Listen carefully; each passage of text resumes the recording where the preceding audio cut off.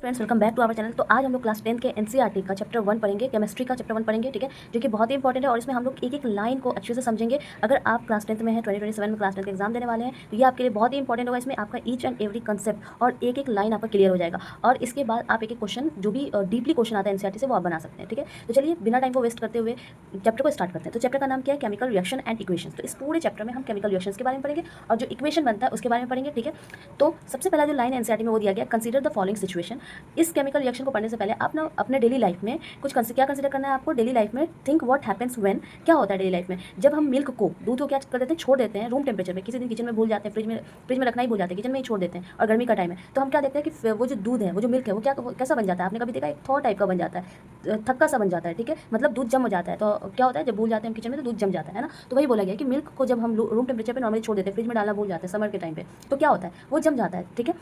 तो ये जो हमारी लाइफ में हो रहा है, ये क्या एक डेली लाइफ प्रॉब्लम, हर रोज़ देखते हैं ऐसा चीज़, है ना। तो ये क्या, ये भी एक टाइप ऑफ रिएक्शन है। ये टाइप ऑफ रिएक्शन को समझाने की कोशिश कर रहा है, ये कुछ एग्जांपल्स देख के डेली लाइफ पर, ठीक है। फिर बोला गया एन आयरन, जैसे आयरन का जैसे तवा होता है, पैन होता है, नेल होता है, ये आयरन का बना होता है, ठीक है।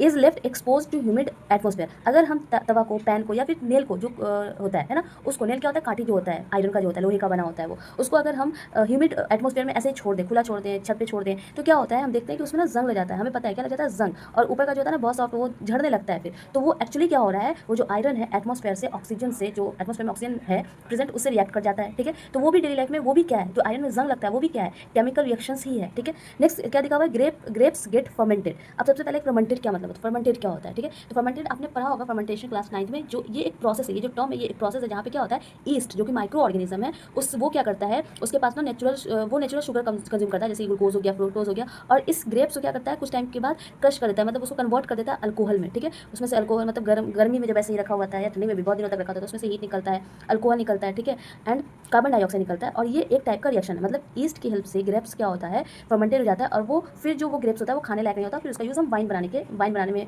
करते हैं, ठीक है। तो ये फर्मेंटेशन कहलाता है। तो ग्रेप्स गेट फर्मेंटेड, तो ये भी क्या है, डेली लाइफ में केमिकल रिएक्शन ही हो रहा है। नेक्स्ट क्या, food gets digested in our body, जो खाना हम खा रहे हैं और फिर वो डाइजेस्ट हो रहा है हमारी बॉडी में, वो भी क्या टाइप्स ऑफ रिएक्शन है, ठीक है। नेक्स्ट क्या है हमारा, वी रिस्पायर, मतलब हम सांस लेते हैं, फिर ऑक्सीजन अंदर जाता है, कार्बन डाइऑक्साइड बाहर आता है, फिर सेलुलर लेवल पे जो भी चीज़ें होती हैं ऑक्सीजन के थ्रू, है ना, ये तो ये भी क्या है, ये भी टाइप्स ऑफ केमिकल रिएक्शन है। तो ये डेली लाइफ का कुछ एग्जांपल दिया कि हम ये चैप्टर के क्यों पढ़े। तो डेली लाइफ में जो हमारे हो रहा है ये सब टाइप्स ऑफ रिएक्शन है, इसलिए हमें केमिकल रिएक्शन जो है पढ़ना जरूरी है, ठीक है।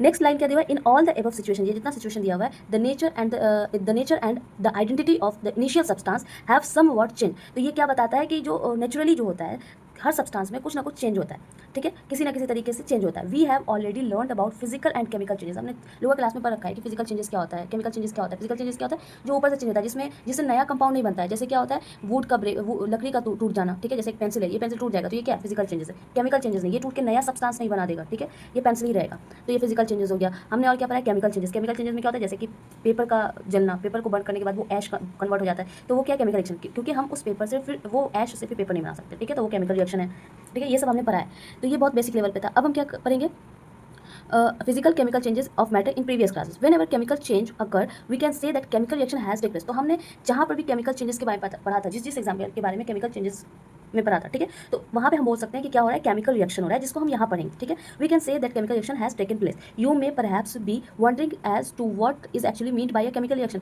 आप भले ही चौंक सकते हो कि एक्चुअली में केमिकल रिएक्शन होता क्या है, ठीक है। How do we come to know that chemical reaction has taken place, हमें कैसे पता चलेगा कि कहीं पर केमिकल रिएक्शन हो रहा है, ठीक है। इसके लिए हम क्या करेंगे, कुछ एक्टिविटीज परफॉर्म करेंगे, ठीक है, जिससे हमें पता चलेगा कि अच्छा यहाँ पे केमिकल रिएक्शन हो रहा है, तो ठीक है। तो यहाँ पे बोला गया let us perform some activities to find the answer to this question, ठीक है, कुछ एक्टिविटीज परफॉर्म करते हैं ताकि हमें इस आंसर क्वेश्चन का, how do we come to, कैसे हमें पता चलेगा केमिकल रिएक्शन हो रहा है कहीं पे, इसका पता चले, ठीक है। तो सबसे पहले तो एक्टिविटी 1.1 दिया हुआ है, सब पहले ही एक्टिविटी दे दिया, क्योंकि हम इस चैप्टर को क्यों कर रहे हैं, इसको समझाने के लिए, ठीक है।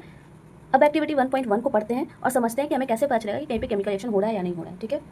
एक्टिविटी में लिखा गया this activity needs the teachers assistance, मतलब इस एक्टिविटी को घर पे नहीं करना है, टीचर्स के असिस्टेंस में ही करना है। It would be better if students wear suitable eye glass. ये सही होगा, ये रिएक्शन करने से पहले आप आई ग्लास जरूर पहने। अब क्यों पहनेंगे वो भी पता चलेगा, ठीक है। क्लीन अप मैग्नीशियम रिबन, सबसे पहले क्या करना है, यहाँ पे मैग्नीशियम रिबन लेना है, ठीक है, मैग्नीशियम रिबन एक मेटल है, ठीक है, ऐसा होगा, मैग्नीशियम रिबन होगा, ठीक है, आपने देखा होगा मैग्नीशियम रिबन कपड़े जैसा नहीं होता है, मेटल का बना होता है, ठीक है। तो गूगल पे सर्च करके देख सकते हैं। क्लीन अ मैग्नीशियम रिबन, सबसे पहले मैग्नीशियम रिबन लेना है, उसको क्लीन करना है, ठीक है। 3 से 4 सेंटीमीटर आप लंबा लीजिए और सैंड पेपर के साथ इसको क्या कीजिए, क्लीन कीजिए। Hold it with the pair of tong, अब इसको होल्ड कीजिए, पकड़िए टोंग की हेल्प से, ठीक है। Burn it using a spirit lamp of burners and collect the ash, अब इसको क्या करना है कि इस लैम्प से इसको बर्न करना है और जो ऐश बर्न करने के बाद जो ऐश बनता है उसको आपको कलेक्ट करना है एक वॉश ग्लास में, एक शीशे की ग्लास में, ठीक है, दस्तरी में।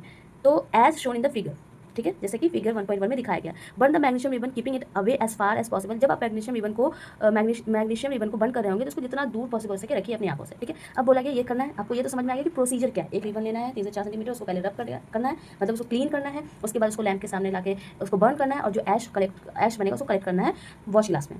आपने क्या ऑब्जर्व किया जब आपने ये एक्टिविटीज़ की? तो आपने तो अभी तक करी नहीं है, ठीक है, तो हम इसको समझ लेते हैं, हम इसको पढ़ लेते हैं कि कैसे करेंगे। बाद में जब वक्त आएगा, लैब होगा हमारे स्कूल्स में पे, तो हम वहाँ पे आप कर भी लेंगे, ठीक है। तो क्या होता है, सबसे पहले तो क्या होता है, जैसे मैग्नीशियम जो कि सॉलिड फॉर्म में, ठीक है, स्टेट भी लिखना होता है, सॉलिड फॉर्म में, वो क्या है, जब हम उसको बर्न करेंगे, बर्न कब होता है, जब ऑक्सीजन प्रेजेंट होता है, तब ऑक्सीजन के प्रेजेंस में बर्न करेंगे। तो जब इन दोनों का रिएक्शन करवाएंगे, ऑक्सीजन एक गैस है, तो क्या बनेगा, मैग्नीशियम ऑक्साइड बनेगा जो कि सॉलिड होगा, और ये जो मैग्नीशियम ऑक्साइड है यही ऐश होगा, ठीक है। ये वाइट पाउडर ही इसका ऐश होगा, ठीक है, जलने के बाद हमें मिलेगा, ये प्रोडक्ट है, ठीक है। तो अब बोला जा रहा है कि आपने ऑब्जर्व क्या किया। ऑब्जर्वेशन में क्या लिखना है आपको कि magnesium Burns with bright light, जब हमने इसको जलाया ऑक्सीजन के प्रेजेंस में, तो एक ब्राइट लाइट, मतलब डैजलिंग, यहाँ पे एनसीईआरटी में आगे दिया हुआ है कि डैजलिंग क्यों दिया हुआ है, डैजलिंग ब्राइट लाइट को बताता है, ठीक है, फ्लेम के साथ वो जलेगा, इसीलिए आपको क्या करना होता है, उसको दूर रखना होता है थोड़ा, इसीलिए बोला गया यहाँ पर क्या कि जितना दूर हो सके पॉसिबल, क्योंकि वो बहुत ही तेज़ी से ब्राइट लाइट के साथ वो जलता है, ठीक है।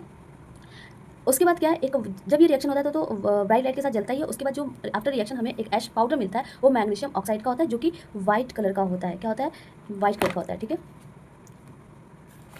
जो कि व्हाइट कलर का होता है। तो आपको यहाँ पे कलर भी याद रखना है कि मैग्नीशियम ऑक्साइड का क्या कलर होता है, व्हाइट कलर होता है, ठीक है। तो ये हमने ऑब्जर्व किया, तो यही क्वेश्चन पूछा था कि आपने क्या ऑब्जर्व किया। तो हमने देखा कि इस मैग्नीशियम था, ऑक्सीजन था, जब ये दोनों जला तो एक व्हाइट कलर का ऐश मिला, ठीक है, और जब ये जला तो एक डैजलिंग सा लाइट भी निकला, ठीक है, ब्राइट लाइट के साथ ये जला, ठीक है। और उसके बाद ये सॉलिड और गैस मिलकर क्या बना दिया, सॉलिड बना दिया, ये हमने ऑब्जर्व किया, ठीक है।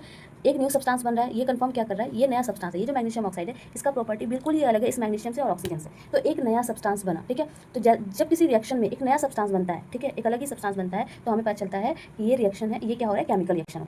तो ये हमने ऑब्जर्व, या ये तीन चीज़ आपको लिखनी है कि मैग्नीशियम ऑक्साइड ब्राइट लाइट के साथ जो है ना, फ्लेम के साथ जलता है, पाउडर बनता है एक वाइट कलर का, ठीक है, और उसके बाद एक नया सब्सटेंस बनता है, ये सारी चीज़ें बतानी होती हैं। तो ये हमने ऑब्जर्व किया, ठीक है। अब आगे देखते हैं एनसीईआरटी में क्या लिखा है, ठीक है। आगे क्वेश्चन में क्या दिया हुआ है, you must have observe the magnesium ribbon Burns with a dazzling white flame. आगे एनसीईआरटी खुद बता देता है कि आपने जरूर देखा होगा कि मैग्नीशियम रिबन जो है एक व्हाइट फ्लेम के साथ, डैजलिंग व्हाइट फ्लेम के साथ, डैजलिंग मतलब ब्राइट व्हाइट फ्लेम के साथ जलता है और व्हाइट पाउडर में चेंज हो जाता है। उस पाउडर को कहते हैं मैग्नीशियम ऑक्साइड। वो पाउडर किस चीज़ का, मैग्नीशियम ऑक्साइड का। ये कैसे बना है मैग्नीशियम ऑक्साइड, जब रिएक्शन हुआ है किसके बीच में, मैग्नीशियम ऑक्सीजन के बीच में, ठीक है। तो रिएक्शन भी आपको लिखना आना चाहिए, मैग्नीशियम का फॉर्मूला भी आना चाहिए। अब ये फॉर्मूला सब कैसे आएगा, ठीक है। तो ये फॉर्मूला आपको एक पीरियडिक टेबल का चार्ट पेपर लेना है, किसी भी शॉप पे जाएंगे, बुक वाली शॉप पे, बोलेगा पीरियडिक टेबल का चार्ट पेपर दीजिए, बहुत सारे साइज का होता है, आपके स्टडी टेबल पे कौन सा फिट आएगा वो ले लेना, और उसमें 1 से लेकर के 20 तक तो आपको याद ही होना चाहिए। और बाकी जो इस चैप्टर में जो एलिमेंट यूज़ हुआ है सारे आपको याद करने हैं, जैसे कि 1 से 20 तक तो आप याद ही कर लीजिएगा, जैसे कि आयरन, ये सब 20 के बाहर आता है, तो इन सब चीज़ों को भी याद कर लेना, कुछ एक्स्ट्रा भी याद करना है, ठीक है। चलिए अब नेक्स्ट एक्टिविटी क्या दिया, 1.2। एनसीईआरटी सबसे पहले एक्टिविटी दी जा रही है लगातार, क्यों, क्योंकि आपको समझ में आ जाए कि रिएक्शन हो रहा है यहाँ पे, केमिकल रिएक्शन या नहीं हो रहा है, ये हमें कैसे पता चलेगा, वो एक्टिविटी दिया हुआ है। तो 1.2 का एक्टिविटी पढ़ते हैं। Take lead nitrate solution in a test tube. सबसे पहले आपको एक टेस्ट ट्यूब लेना है, उसमें लेड नाइट्रेट का सॉल्यूशन लेना है। अब आप सबसे पहले बोलेंगे लेड नाइट्रेट का पता ही नहीं होता, लेड नाइट्रेट होता क्या, तो अभी नहीं पता है, लेकिन आगे जरूर पता चल जाएगा, क्योंकि अभी तो आप स्टार्ट कर रहे हैं ना, तो धीरे धीरे जब आप पढ़ने लगेंगे तो आपको सारा धीरे धीरे आने लगेगा। इसलिए आप एक अच्छा सा टीचर ज्वाइन करते हैं कि आपको धीरे धीरे सब कुछ अच्छे से क्लियरली समझ आ जाए, ठीक है। तो अभी नहीं आ रहा है कोई बात नहीं, ये चैप्टर पढ़ने के बाद, ये लेक्चर खत्म होने के बाद आपको सारा फॉर्मूला आएगा, आप उसको रिवाइज करते रहिएगा। तो सबसे पहले लेड नाइट्रेट लेना है और उसमें ऐड करना है पोटेशियम आयोडाइड, ठीक है। इसका रिएक्शन मैं बताऊंगी अभी। और बोला गया है कि जब आप उसमें पोटेशियम आयोडाइड ऐड करोगे तो क्या आप ऑब्जर्व करोगे, ये बताओ, ठीक है। तो इस रिएक्शन को अच्छे से पहले हम समझते हैं एक कॉपी में। तो सबसे पहले आपको क्या आना चाहिए, लेड नाइट्रेट का फॉर्मूला आना चाहिए, ठीक है। तो लेड नाइट्रेट कैसे लिखते हैं, पीबी क्या होता है, लेड। जब आप वो पीरियडिक टेबल का चार्ट पेपर लेंगे ना, उसमें आपको समझ आ जाएगा, ठीक है। तो लेड नाइट्रेट को लेड को पीबी से डिनोट करते हैं, और नाइट्रेट NO3 का होल ट्वाइस, ठीक है। तो ये है लेड नाइट्रेट का फॉर्मूला, ठीक है। अब इसको रिएक्ट करवाएंगे किसके साथ, पोटेशियम आयोडाइड। के से पोटेशियम होता है, आई से आयोडीन होता है, ठीक है। तो पोटेशियम आयोडाइड के साथ इसका क्या करवाएंगे, रिएक्शन करवाएंगे, ठीक है, पोटेशियम आयोडाइड के साथ। तो जब हम रिएक्शन करवाएंगे तो बोला गया क्या आपने ऑब्जर्व किया, लेड नाइट्रेट जो है वो एक्वस फॉर्म में, बोला गया लेड नाइट्रेट का सॉल्यूशन लेने को, मतलब एक्वस फॉर्म में, और ये भी एक्वस फॉर्म में, ठीक है। एक्वस क्या होता है, सॉलिड का, तो ये सब मैं बताऊंगी आगे, ठीक है। ये एक्वस फॉर्म में। अब जब रिएक्शन होगा तो क्या होगा, पीबी आयोडाइड, लेड आयोडाइड बनेगा, क्या बनेगा, लेड PbI2, लेड आयोडाइड बनेगा, और बनेगा क्या, पोटेशियम नाइट्रेट KNO3, और ये एक्वस फॉर्म में होगा और लेड आयोडाइड सॉलिड फॉर्म में, यहाँ पे स्टेट हम बताते हैं। तो ये रिएक्शन, ये कंप्लीट रिएक्शन है हमारा, ठीक है। इस रिएक्शन को बैलेंस भी करना होता है, ठीक है। अब बैलेंस क्यों करते हैं केमिकल रिएक्शन को, ये हम जस्ट आगे टॉपिक में पढ़ेंगे, लेकिन फिलहाल हम इसको बैलेंस करके ही अभी लिखते हैं। यहाँ पर 2 हो जाएगा और यहाँ पर 2 आ जाएगा, हमें कैसे पता चलेगा 2 होगा वो हम आगे सीखेंगे, ठीक है। तो ये हो गया हमारा टोटल पूरा रिएक्शन। अब हमने ऑब्जर्व क्या किया, ऑब्जर्व ये किया कि एक ब्राइट येलो पीपीटी बना लेड आयोडाइड का। ये जो लेड आयोडाइड है ना, येलो कलर का बना है, ब्राइट येलो कलर का बना है, ठीक है। और ये पीपीटी है, प्रिसिपिटेट है। ये क्या है, ये जो है पीपीटी है। पीपीटी क्या होता है, ये तो पहले येलो कलर का है, फिर ये प्रिसिपिटेट है, प्रिसिपिटेट। अब क्या होता है, अभी हम जब आगे टाइप ऑफ रिएक्शन पढ़ेंगे ना, तो उसमें प्रिसिपिटेट रिएक्शन भी पढ़ेंगे, ठीक है। तो प्रिसिपिटेट, ठीक है। अब यहीं पे समझ लेते हैं, लेकिन आगे पढ़ेंगे। यहाँ पे प्रिसिपिटेट का मतलब समझ लेते हैं। पीपीटी का, इसको हम लोग शॉर्ट फॉर्म में पीपीटी भी बोलते हैं। पीपीटी का मतलब होता है कि जब रिएक्शन होता है और रिएक्शन के दौरान कोई फ्लास्क में, जैसे ये फ्लास्क है, इसमें हमने लेड नाइट्रेट लिया और पोटेशियम आयोडाइड लिया, तो ये जो है ना लेड आयोडाइड नीचे आके सॉलिड फॉर्म में नीचे आके बैठ जाएगा, सॉलिड फॉर्म में। ये इनसॉल्यूबल होगा। तो जब भी रिएक्शन के दौरान कोई इनसॉल्यूबल चीज़ नीचे फ्लास्क के नीचे बेस में आ जाती है सॉलिड फॉर्मेट में, और वो इनसॉल्यूबल होती है, उसी को हम पीपीटी बोलते हैं, ठीक है। तो यहाँ पे हमने देखा कि कलर का चेंज हुआ, ठीक है। और उसके बाद the formation of PPT confirms formation of PPT बना, इसमें कलर चेंज हुआ, ठीक है। तो हमें पता चल गया कि यहाँ पे केमिकल रिएक्शन हो रहा है। तो सबसे पहले तो केमिकल रिएक्शन हो रहा है या नहीं हो रहा है, उसका पहला पहचान हमने पहली एक्टिविटी में क्या देखा कि न्यू कंपाउंड बनेगा। अगर न्यू कंपाउंड बन रहा है मतलब केमिकल रिएक्शन हो रहा है। दूसरा हमने इस रिएक्शन में क्या देखा कि कलर चेंज हो रहा है। क्या हो रहा है, कलर चेंज हो रहा है, कलर चेंज। अगर किसी रिएक्शन के दौरान कलर चेंज होता है, दैट मीन्स वहाँ पे केमिकल रिएक्शन हो रहा है, ठीक है। और यहाँ पे ये टाइप्स ऑफ, साथ ही साथ मैं बता देती हूँ, आगे हम पढ़ेंगे कि टाइप्स ऑफ रिएक्शन भी पढ़ेंगे, बहुत सारे टाइप्स का होता है, वेरियस टाइप्स होता है, लेकिन यहाँ पे मैं बता देती हूँ ये जो है डबल डिस्प्लेसमेंट रिएक्शन है, ठीक है। जब आप सारा पढ़ लेंगे तो आपको याद होना चाहिए कि ये डबल डिस्प्लेसमेंट है, ठीक है। अब ये कैसे डबल डिस्प्लेसमेंट है आगे सीखेंगे। डबल डिस्प्लेसमेंट रिएक्शन है, ठीक है, समझ आ गया। तो ये कंफर्म होता है। आपको कलर याद रखना है कि कौन सा कलर निकलता है। इससे क्वेश्चन पूछा गया एनसीईआरटी में आगे कि लेड आयोडाइड किस कलर का बनता है, तो येलो कलर का बनता है, ठीक है।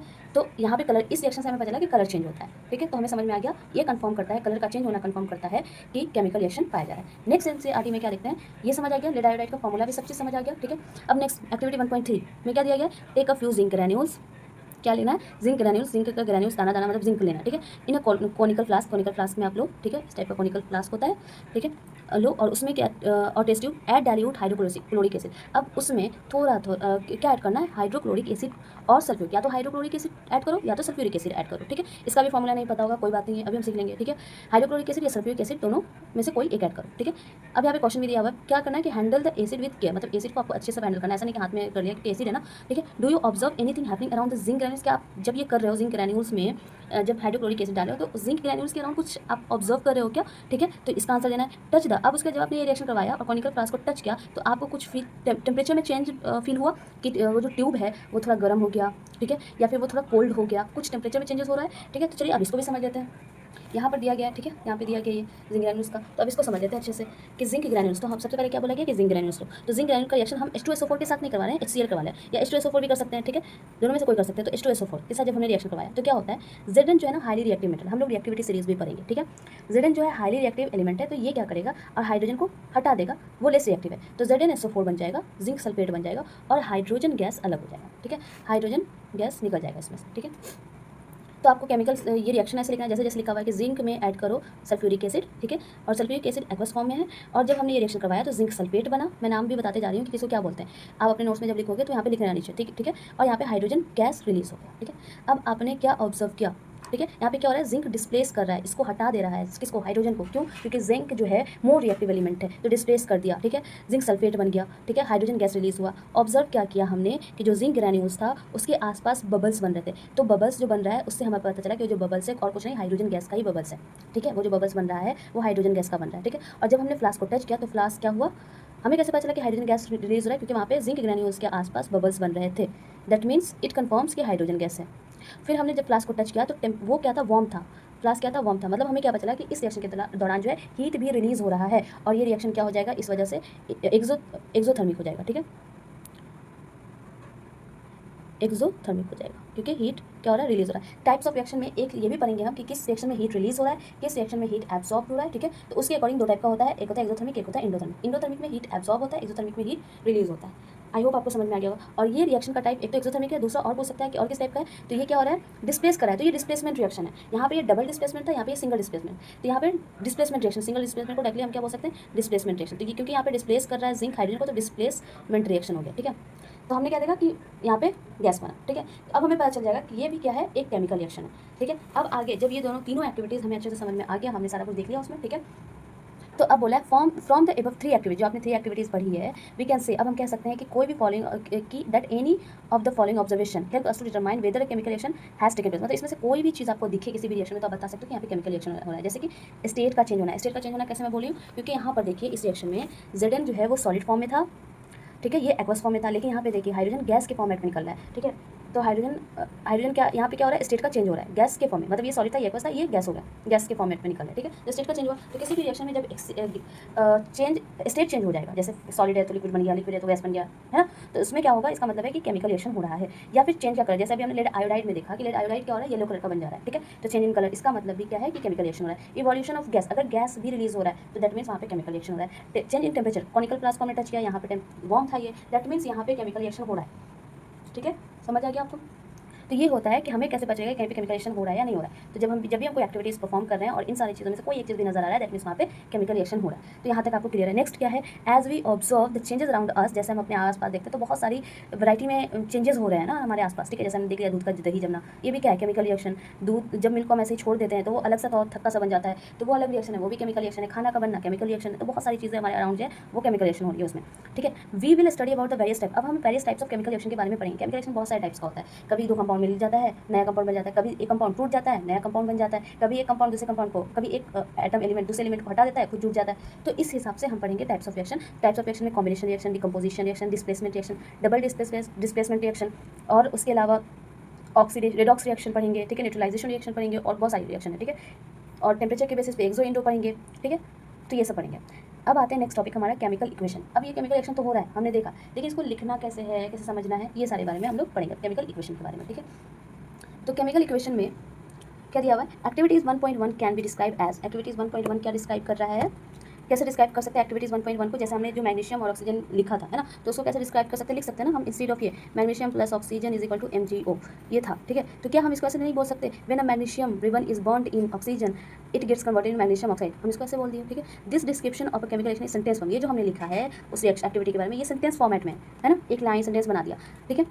ये थोड़ा लंबा है, ये बोल रहा है कि sentence form is quite long, ये थोड़ा लंबा है। It can be written in the short form, इसको हम लोग शॉर्ट फॉर्मेट में भी लिख सकते हैं, ठीक है। The simplest way to do this is to write in the form of word equation. सबसे सिंपल तरीका क्या है कि आप इतना सेंटेंस में ना लिखो, वर्ड इक्वेशन लिख दो। सीधे क्या लिख दो आप कि मैग्नीशियम है तो मैग्नीशियम प्लस ऑक्सीजन, मैग्नीशियम और ऑक्सीजन रिएक्ट करता है, मैग्नीशियम ऑक्साइड बनाता है। तो बोल हम यही रहे हैं, यही सेंटेंस बोल रहे हैं, बट हमने इसको कंसाइज फॉर्म में लिखा है वर्ड इक्वेशन में, ठीक है। तो ये ज़्यादा अच्छा तरीका, बार बार हम इतना सेंटेंस ना रिपीट करके थोड़ा सा लिख दिया हमने, ठीक है। तो बोला गया next, the substance that undergo chemical changes, वो सब्सटेंस जो कि केमिकल चेंजेस में जाता है, ठीक है, इन द रिएक्शन मैग्नीशियम, जैसे कि मैग्नीशियम और ऑक्सीजन यहाँ पे केमिकल चेंजेस में गया, क्योंकि मैग्नीशियम ऑक्सीजन मिला और मैग्नीशियम ऑक्साइड बन गया, तो वो सब्सटेंस क्या हो रहा है, चेंज हो रहा है केमिकल रिएक्शन के दौरान, ठीक है। आर रिएक्टेंट्स, वो क्या कहलाता है, रिएक्टेंट्स कहलाता है। यहाँ पे रिएक्टेंट्स और प्रोडक्ट के बारे में आप सबको समझाया जा रहा है, क्या वो सब्सटेंस जो केमिकल रिएक्शन के दौरान चेंज हो जाता है, वो सब्सटेंस उसको क्या बोलते हैं, रिएक्टेंट्स बोलते हैं। और जो चेंज होने के बाद नया सब्सटेंस बनता है, जैसे कि मैग्नीशियम ऑक्साइड, उसको हम लोग क्या बोलते हैं, प्रोडक्ट बोलते हैं। समझ आया, what is reactants and what, अगर पूछा जाए कि व्हाट इज रिएक्टेंट्स तो बोलना है क्या कि वो substance that undergoes chemical changes in the reaction, जिसका केमिकल रिएक्शन होना है रिएक्शन के दौरान, उसको हम लोग बोलते हैं रिएक्टेंट। जैसे कि एक एग्जांपल देना है किसी भी इक्वेशन का, ठीक है, रिएक्शंस का। नेक्स्ट बोला गया है द न्यू सब्सटेंस जो बनता है उसको हम क्या बोलते हैं, प्रोडक्ट बोलते हैं। जैसे कि इस केस में एक्टिविटी 1.1 के केस में मैग्नीशियम ऑक्साइड है, वो प्रोडक्ट है during the reaction as a product, as word equation shows change of reactants to product through an arrow. Word equation में हम change of reactant to product को arrow के through दिखाते हैं। यहाँ पे बीच में क्या लगा हुआ है, एरो लगा हुआ है, ठीक है। दोनों रिएक्टेंट्स और प्रोडक्ट के बीच में क्या लगा हुआ है, एरो लगा हुआ है, तो वही बोला है कि हम एरो से दिखाते हैं। तो उसके बाद क्या लिखा हुआ है, the between them the reactants are written in the left hand side, arrow के लेफ्ट हैंड साइड में रिएक्टेंट लिखते हैं, जिसको हम LHS लेफ्ट हैंड साइड बोलते हैं, with a plus sign between them, मतलब रिएक्टेंट्स में जो एलिमेंट ऐड हो रहा है उसको प्लस से डिनोट करते हैं, ठीक है। Reactants are written on the left hand side between them. Similarly उसी तरीके से प्रोडक्ट को हम लोग राइट हैंड साइड में लिखते हैं, ठीक है, विद अ प्लस साइन, कि क्या क्या बन रहा है तो plus sign between them. The arrow head, arrow का जो हेड है, जिस साइड एरो हेड होगा इसका मतलब कि उस साइड प्रोडक्ट बन रहा है, और इसका दूसरा मतलब ये होता है कि केमिकल उस मतलब रिएक्शन जो है ना उसी साइड हो रहा है। रिएक्शन का डायरेक्शन पता चल रहा है कि इससे ये बन रहा है, अगर इसका डायरेक्शन ये होता तो हमें पता चलता है कि इससे ये बन रहा है, ठीक है। तो ओवर हेड साइड मतलब जो हेड है वो बताता है कि रिएक्शन का डायरेक्शन क्या है, ठीक है, शो द डायरेक्शन ऑफ। तो आपसे पूछा जा सकता है कि जो एरो है उसका एरो हेड जो है वो क्या डिनोट करता है, तो वो डायरेक्शन ऑफ रिएक्शन भी डिनोट करता है, और एरो के हेड साइड क्या होता है, प्रोडक्ट होता है। अंडरस्टैंड, ठीक है, यहाँ तक समझ आ गया। अब नेक्स्ट है हमारा क्या, नेक्स्ट टॉपिक है, एक एक लाइन समझ आ रहा है आपको, ठीक है। नेक्स्ट क्या दिया हुआ है, राइटिंग अ केमिकल इक्वेशन, अब हम केमिकल इक्वेशन को और कैसे लिख सकते हैं, ठीक है। Is there any other way shorter, word equation से भी क्या शॉर्टर तरीका है केमिकल इक्वेशन को लिखने का, रिप्रेजेंट करने का, ठीक है। यहाँ पे क्वेश्चन मार्क, ये क्वेश्चन पूछा गया आपसे। अब chemical equation can be made more concise, तो अब आंसर देखिए कि केमिकल इक्वेशन को हम और भी कंसाइज और भी छोटा फॉर्म में लिख सकते हैं और यूजफुल तरीके से, if we use chemical formula, हम वर्ड को नहीं यूज करके केमिकल फॉर्मूला यूज कर लें। अब केमिकल फॉर्मूला हमें सबका कैसे याद होगा, वही पीरियडिक टेबल का चार्ट पेपर लेना है और याद करना हर एक एलिमेंट को। फिलहाल आपको 20 तक याद करने हैं, ठीक है। तो chemical formula instead of words, a chemical equation represents a chemical reaction, instead of words का मतलब वर्ड्स के बजाय हम लोग केमिकल फॉर्मूला यूज करेंगे, ठीक है। A chemical equation represent a chemical reaction if you recall formula of magnesium, अगर आप फॉर्मूला मैग्नीशियम के फॉर्मूला को रिकॉल करेंगे और ऑक्सीजन के फॉर्मूला को रिकॉल करेंगे और मैग्नीशियम ऑक्साइड के फॉर्मूला को रिकॉल करेंगे। The above word equation can be written as, यहाँ पे क्या होता है, मैग्नीशियम को हमने मैग्नीशियम वर्ड्स में लिखा था, लेकिन मैग्नीशियम को डायरेक्टली क्या लिख सकते हैं, Mg लिख सकते हैं, क्या लिख सकते हैं, Mg। अब दो वर्ड में हमारा काम चल गया, मैग्नीशियम की जगह पे मैंने Mg लिख दिया, ठीक है। तो ये केमिकल फॉर्मूला है, ठीक है। ऑक्सीजन को हमने O लिख दिया, बस काम चल गया हमारा, O से ऑक्सीजन होता है। और ये दोनों MgO मैग्नीशियम ऑक्साइड इतना बना लिख के और कंसाइज में लिख दिया, ठीक है। तो दूसरा तरीका भी क्या है, केमिकल फॉर्मूला के रूप में लिखो, ठीक है। तो ये हो गया काउंट एंड कंपेयर। अब आगे बोला है कि हाँ, हम यहाँ पे जो क्वेश्चन था कि कैसे भी कंसाइज फॉर्म में, वर्ड इक्वेशन से भी कंसाइज फॉर्म में लिख सकते हैं, हाँ लिख सकते हैं, यहाँ तक हमारा आंसर हो गया, ठीक है। नेक्स्ट बोला है count and compare the number of atom each element on the left and right hand side of the arrow, इस साइड और इस साइड आप काउंट करो कि नंबर ऑफ एटम्स जो है हर एलिमेंट का क्या सेम है, ठीक है। पहले तो काउंट कर लेते हैं। लेफ्ट हैंड साइड मैग्नीशियम 1 है, ऑक्सीजन 2 है, और राइट हैंड साइड मैग्नीशियम भी 1 है, ऑक्सीजन भी 1 है, क्या ऑक्सीजन भी 1 है। क्या दोनों side number of atoms, magnesium का एटम सेम है, सेम है, ऑक्सीजन का एटम सेम है, नहीं, ऑक्सीजन 2 है और इधर 1 है, ठीक है। काउंट कर लिया। अब आगे क्यों बोला इसको काउंट करने के लिए, अब आगे पढ़ते हैं, ठीक है। Is the number of atom of each element same both side, अगर इज द नंबर, क्या आपने जो काउंट किया, क्या नंबर ऑफ एटम्स जो है एलिमेंट का नंबर ऑफ एटम, जैसे कि ऑक्सीजन एलिमेंट है, अब ये ऑक्सीजन कितना है, नंबर में कितना है, तो 2 है, तो 2 नंबर ऑफ एटम्स मिलकर के ऑक्सीजन बना रहा है, मतलब ऑक्सीजन एक एलिमेंट है और ऑक्सीजन दो एटम यहाँ पे है ऑक्सीजन का, ये बोलना चाह रहा है, ठीक है। तो अगर अगर दोनों बोथ साइड सेम है, अगर हाँ सेम है, देन द इक्वेशन बैलेंस, तो इक्वेशन बैलेंस है। लेकिन अगर सेम नहीं है तो इक्वेशन बैलेंस नहीं है, इक्वेशन अनबैलेंस्ड है, और हमें क्या करना होगा, उसे बैलेंस करना होगा। The mass is not same, क्योंकि इक्वेशन बैलेंस नहीं है तो मास भी दोनों तरफ सेम नहीं होगा, ठीक है। क्योंकि अगर इधर मैग्नीशियम 1 है, इधर मैग्नीशियम 1 है, तो अभी तो दोनों का मास सेम है, लेकिन इधर ऑक्सीजन 2 है तो इधर ऑक्सीजन 1 है, दोनों का मास क्या हो जाएगा, अलग अलग हो जाएगा। अब मास क्या होता है मैम, है ना, आपको मास नहीं पता होगा, तो मास क्या होता है वो भी आप पीरियडिक टेबल में देखेंगे। मास क्या होता है, ठीक है, वो भी पीरियडिक टेबल में उसका वेट होता है। मास क्या होता है, उसका वेट, किसी भी हर एक एटम का कुछ ना कुछ अपना वेट होता है, उसी को मास बोलते हैं, ठीक है। अब ये मास कहाँ से पता चलेगा, मास तो सिखा ही नहीं है। पीरियडिक टेबल में जब आप देखेंगे तो उसमें एटॉमिक नंबर, हर एक एटम के बारे में ऑर्डर में है ना, तो हर एक एटम का कितने नंबर पे आता है वो भी लिखा है, और उसके बाद उसका मास कितना, उसका वेट कितना है, वो भी ऊपर में लिखा होगा, तो वो भी आप वहाँ से याद कर लेंगे। फिलहाल मैं यहाँ पे सबका मास नहीं बताऊंगी, ठीक है, क्योंकि जानना भी नहीं है, बस इतना जान लीजिए कि मास होता है कुछ ना कुछ, ठीक है। जितना नंबर ऑफ एटम्स होगा, अगर दोनों साइड जो सेम नंबर ऑफ एटम्स है तो मास भी क्या हो जाएगा, सेम हो जाएगा। जैसे हम देख लेते हैं यहाँ पे ऑक्सीजन का क्या है, ऑक्सीजन का होता है एटॉमिक नंबर 8, यहाँ पे देखते हैं ऑक्सीजन का एटॉमिक नंबर क्या होता है, 8 होता है, और मास नंबर क्या होता है, 16 होता है, ठीक है। मास नंबर क्या होता है, 16 होता है, याद रखना है आपको, थोड़ा बहुत तो याद रखना पड़ेगा, ठीक है। अभी वैसे हम पढ़ेंगे कार्बन कंपाउंड में भी पढ़ेंगे, ठीक है। तो 8 होता है, तो यहाँ पे तो ऑक्सीजन का एक ही एटम है, तो यहाँ पे क्या हो जाएगा, मास इसका 16 हो जाएगा। पर यहाँ पे ऑक्सीजन का 2 एटम है, तो यहाँ पे क्या हो जाएगा, एक ऑक्सीजन का 16, 2 ऑक्सीजन का 32। तो क्या दोनों तरफ मास सेम है, नहीं सेम है, ठीक है। तो वही बोला गया यहाँ पे, क्योंकि एटम सेम नहीं होंगे तो मास भी सेम नहीं होंगे दोनों side. Such chemical equation is skeletal, इस टाइप को सिर्फ स्केलेटल ही होता है, ये कंप्लीट इक्वेशंस नहीं है, कंप्लीट फॉर्म में नहीं लिखा हुआ, ठीक है। सिर्फ हमने स्केलेटल बनाया chemical equation for reaction, skeletal chemical equation for burning of magnesium, ये स्केलेटल बस बनाया, इसको बैलेंस भी करना होगा, ठीक है। तो नेक्स्ट टॉपिक हमारा क्या होता है, बैलेंस केमिकल इक्वेशन। लेकिन क्वेश्चन आते हैं क्यों हम बैलेंस करें, क्यों आखिर हम बैलेंस करें, ठीक है। तो आप याद कीजिए कि लॉ ऑफ कंजर्वेशन ऑफ मास आपने पढ़ा है क्लास 9 में पढ़ा है, क्या आपको याद है? अगर आपने पढ़ा है तो कमेंट बॉक्स में जरूर लिखिए कि हाँ पढ़ा है, ठीक है। लॉ ऑफ कंजर्वेशन ऑफ मास जो आपने क्लास 9 में पढ़ा था, वो यही बोल रहा था कि मास can neither be created not be destroyed in a chemical reaction. जब भी कोई केमिकल रिएक्शन होगा तो ना उसमें नया मास ऐड होगा, ना मास कम होगा। तो जब हम मैग्नीशियम ऑक्साइड को यहाँ पे देख रहे हैं तो इसमें यहाँ पे तो ऑक्सीजन है, यहाँ पे तो 16 है, और यहाँ पे क्या हो रहा है, 32 है, तो मास तो ज़्यादा है, दोनों तरफ सेम होना चाहिए था, ठीक है, ना ज़्यादा होना चाहिए था ना कम। ऐसा हो रहा है कि केमिकल रिएक्शन के बाद डिस्ट्रॉय हो जा रहा है मास, लेकिन ये पॉसिबल नहीं है law of conservation of mass के अकॉर्डिंग, ठीक है।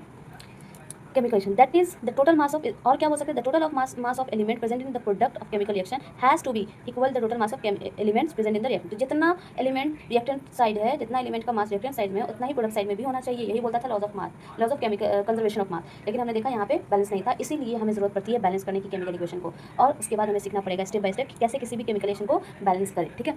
तो in other words the number of atoms of each element remains the same. Other words में हम और क्या बोल सकते हैं कि नंबर ऑफ एटम्स जो होता है वो भी दोनों साइड सेम होना चाहिए। जैसे हमने देखा था यहाँ पे कि ऑक्सीजन का तो 2 था नंबर ऑफ एटम्स, यहाँ पे हमने क्या देखा था, ऑक्सीजन का नंबर ऑफ एटम्स 2 है, इधर 1 ही है। तो ये भी बोल सकते हैं कि मास सेम हो या फिर नंबर ऑफ एटम्स सेम हो, लेकिन यहाँ पे एटम्स भी अलग अलग था, इसीलिए मास भी चेंज हो गया। तो हम कुछ भी बोल सकते हैं, या तो एटम के रिस्पेक्ट में बोलो या मास के।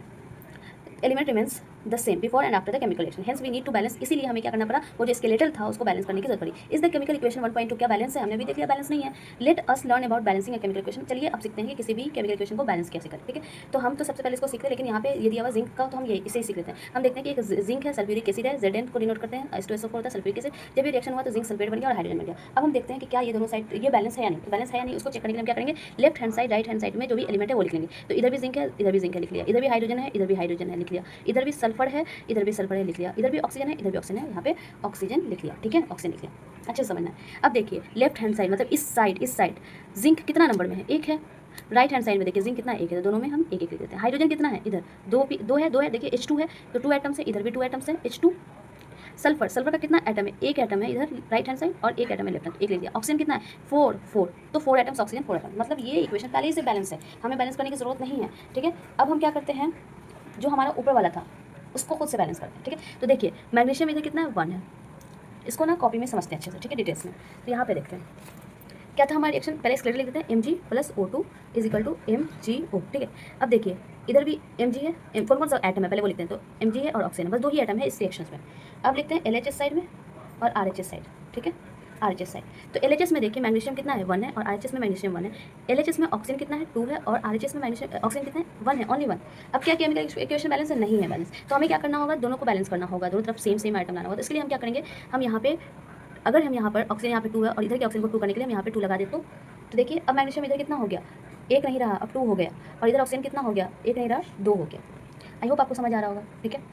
अब मैग्नीशियम इधर अनबैलेंस हो गया, इधर 1 था, अब इधर 2 है तो इधर 1 ही रह गया। तो इसके लिए हम क्या कर सकते हैं, इधर हम 2 लगा सकते हैं। अब ये एक नहीं रहा, अब 2 बन गया। तो अब देखिए दोनों चीज़ बराबर हो गई, इधर मैग्नीशियम 2, इधर मैग्नीशियम 2, इधर ऑक्सीजन 2, इधर ऑक्सीजन 2। लेकिन कुछ बच्चे सोचते हैं कि मैम क्या हम ऐसा नहीं कर सकते, Mg + O2 = MgO तो होता ही है ना। तो हम बैलेंस करने के लिए हम क्यों यहाँ पर 2 लगाए, हम डायरेक्टली यहाँ पे 2 लगा देते हैं, यहाँ पर 2 लगा देते हैं, हो गया, 2 ऑक्सीजन हो गया, 1 मैग्नीशियम हो गया। तो इस तरीके से बैलेंस नहीं करते, कभी भी सब स्क्रिप्ट में यहाँ पर नीचे नहीं लगाते हैं, कोई भी चेंजेस नहीं करेंगे किसी भी केमिकल इक्वेशन में, नीचे आप कोई चेंज नहीं कर सकते। अगर आप चेंज करोगे तो इसके कोफिशिएंट साइड में मतलब सामने यहीं पर चेंज करोगे, ठीक है, ये रूल होता है। तो आपको याद रखना, आप यहीं पर 2 नहीं लगा सकते, लगा कर बैलेंस कर सकते, आपको कोफिशिएंट पे जाना पड़ेगा, ठीक है। तो इस तरीके से होता है केमिकल रिएक्शन जो होता है बैलेंस होता है, ठीक है। तो इसका मैं नोट्स भी डाल दूँगी, मैं नोट्स भी डाल दूँगी, स्टेप्स क्या क्या फॉलो करने हैं, ठीक है। आज के लिए बस इतना ही रहने देते हैं, ठीक है, बहुत लंबा वीडियो हो जाएगा, मिलते हैं नेक्स्ट वीडियो में। आज जो है अभी इस लेक्चर में हमने बैलेंस केमिकल इक्वेशन तक पढ़ा, एक एक्टिविटी जो 3 एक्टिविटीज आई थी उसको डिटेल्स में समझाया। नेक्स्ट हम एनसीईआरटी का लाइन ऐसे ही कवर करेंगे पूरा नेक्स्ट वीडियो में, ठीक है। आई होप आपको अच्छा लगा होगा ये video, please like share and subscribe कीजिए, ठीक है, अपने दोस्तों में शेयर कीजिए। और क्योंकि आप अभी तो समर वैकेशन चल रहा है, आपका एग्जाम्स किसी का हो चुका है मिड टर्म का, किसी का नहीं हो चुका है, तो जिनका होने वाला है, कौन कौन से चैप्टर आ रहे हैं मिड टर्म में, वो कमेंट बॉक्स में लिखिए, ठीक है, ताकि मैं जो है ना सीक्वेंस ऑर्डरली बनाऊँ, इसके बाद वो चैप्टर बनाऊँ जो आपके मिड टर्म में आने वाला है, ठीक है। तो आई होप आपको ये वीडियो बहुत ही अच्छा लगा होगा। ऐसे ही एक एक्टिविटीज़ को समझेंगे, एक लाइन को समझेंगे, हर एक फॉर्मूला को समझेंगे एंड प्रीवियस क्वेश्चन भी करेंगे, ठीक है। तो चैनल को सब्सक्राइब कर दीजिए और दोस्तों के साथ शेयर भी कीजिए ताकि हमें सपोर्ट मिले।